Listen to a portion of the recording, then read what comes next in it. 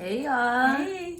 Thanks for joining us. Today we're gonna be busting bubbles, y'all. We found some teacher myths and we are going to get right into it. Yes, okay, so I'm gonna pour one from our recycled Bath and Body Works candle holder. So the first one we have, oh my, can you hold this? Okay, let me get it together. Oh, here we go. The first one is teachers never get sick. Is that for me? That one is for you. Is it true? That we never get sick? I wish that was true. I get sick every year. Those kid mutant germs take me down and out. Because there's so many of them. It's so many children in one space. And the field trips. I get sick every time. It's just so many kids, so many germs. No matter how many times we sanitize, wash our hands, distance ourselves, and sometimes not even touch each other, I still find myself sick. It's the sickness. The sickness is real. But, you know, I feel like as teachers, we be like, even if we are sick, we feel this need to still try to go to work. Because, you know, who else gonna care for these babies? But take your sick days. Take the sick days. Oh, yeah, that PTO, prepare the others. I'm going to stand beside it this go around. Every time. So let's see. What else do we have? Schools pay for everything. Do they? Do they? I wish. I really wish. Teachers buy so much stuff for their classroom, which is why you get a lot of requests, parents. I know I've been seeing memes about, you know, parents saying how, you know, they got to send their kids to school with 4 tires and all of this other stuff. We need a lot of stuff. And it's a lot of it that comes out of our pockets, all the decorations, a lot of the manipulatives, the snacks, all of that is teacher paid for. So I wish schools pay for it all. Well, you know what? I've been fortunate enough to be on a campus where this year I did not have to pay for decorations. Oh, okay. That is a lucky bug. But I did solicit to my parents for snacks. Donate to us, please. Okay, the next one. Teachers get 3 months off for summer. Do you get 3 months of free la-di-da time? I've never had a summer off since I've entered education. So and let's get into this. Maybe others, you know, I choose to work. How about let's put a disclaimer. I do choose to further my educational experience or to expand our business throughout the summers. So, you know, yeah, I don't know what that 3 months off look like. You know, and one of these days, I am going to strongly encourage her, and hopefully she will do it and just take some time during the summer. I feel like I took my first summer off like a few years ago, and I said, I'm not working during the summer no more if I don't have to. But teachers do still have to do a lot of planning and prepping for the new school year. So it's not a whole vacation, but we definitely, teachers, if you can take the time, relax. Take it and relax. Let's see, what's another myth we about to burst?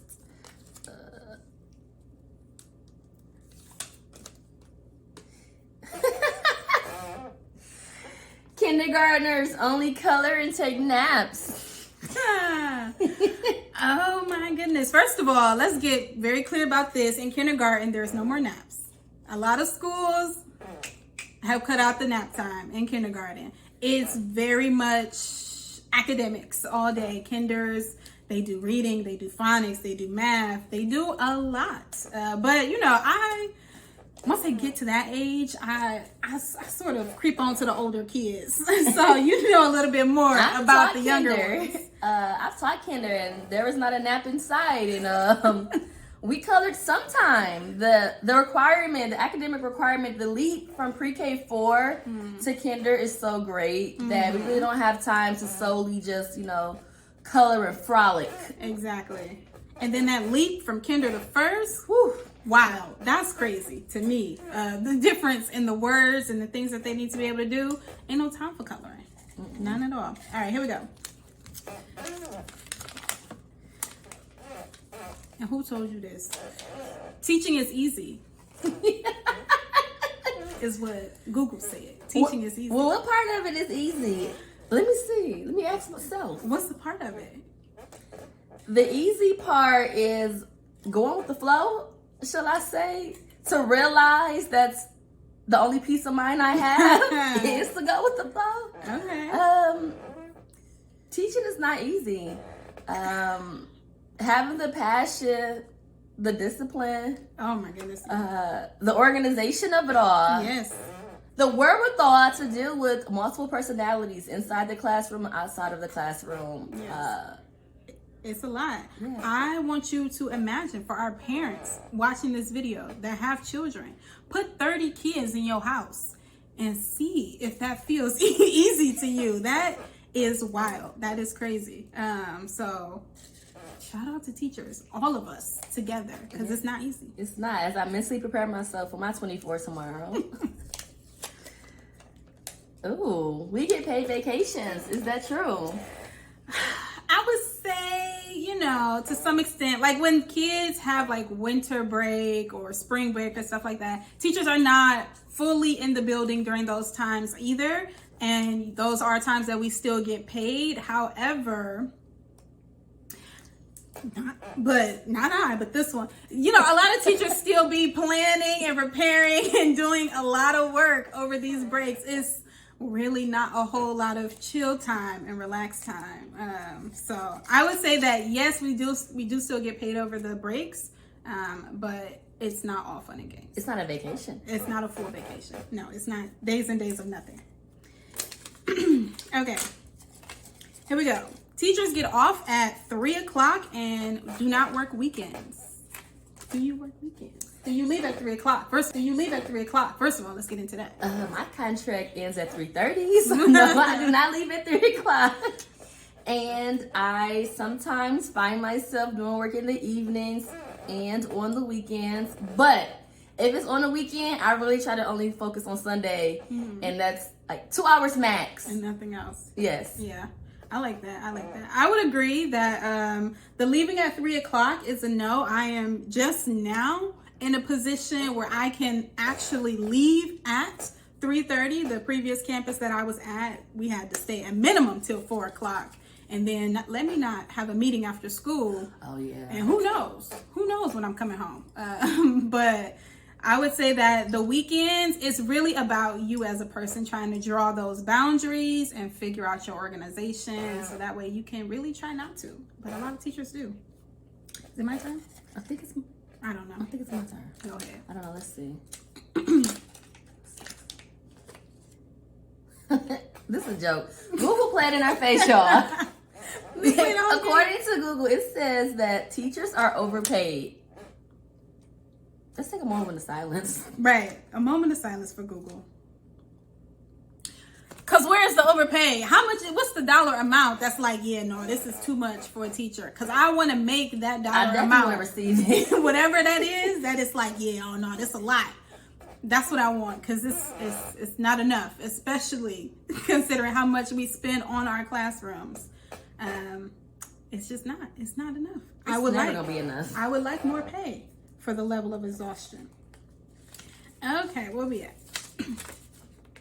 Teachers sit at a desk all day. I feel like this is old school. I feel like this is from a time that no longer exists. But what do you think? I don't want to say all day, but I have accommodations to sit down for extended periods of time. Not accommodations. However, I roll in my chair. I roll around. Okay. You know, but no, there's no way I can just sit down all day. I have to actively monitor my students. I have to do demonstrations. I like to get really engaged. And sometimes, we get physical. We move around, do some dances. We have to correlate the academics with our movements. Very, very true. I don't think I sit down at all, honestly, at least when I was in the classroom and teaching, especially as a special education teacher, and I'm going from classroom to classroom. I get my steps in, okay? There's no sitting down. Now that I'm out of the classroom and I'm more administrative, I have a sit down. I get to sit down. But in the classroom, that's a wrap. Okay, let's bust this myth. What does it say?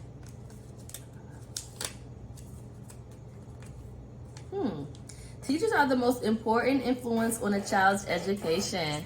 Ooh, okay. I put that one on the sticky note because I really wanted us to talk about that one because I feel like I would disagree that teachers are not the most important or most influential person in a child's education. I would say first and foremost, it starts at home. All learning starts at home. And every child that I have ever interacted with who is doing really well in school, they have some really strong habits at home. They have really strong influences at home, be that parents, caregivers, other people in their life who is just, that's where it starts. And if they ain't right there, they coming to me and they like, I don't know.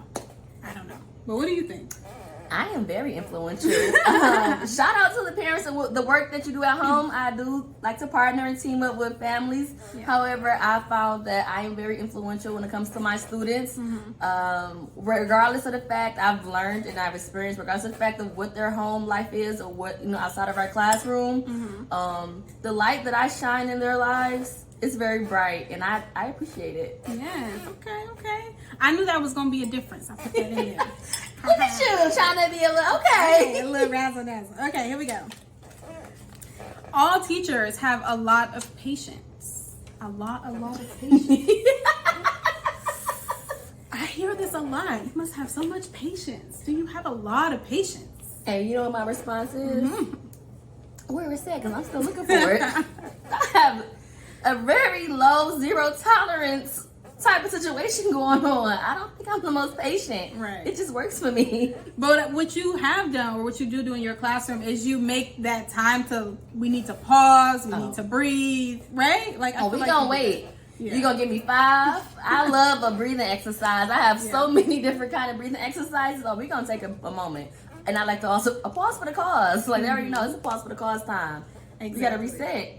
Yeah, so I would say that a lot of teachers, probably myself included, it's not that we have a lot of patience, is that we have figured out what works to, let's breathe and let's reset before we all lose our mind up in here. Speaking of that, one time I played the DMX instrumental when my kids were getting like very rowdy.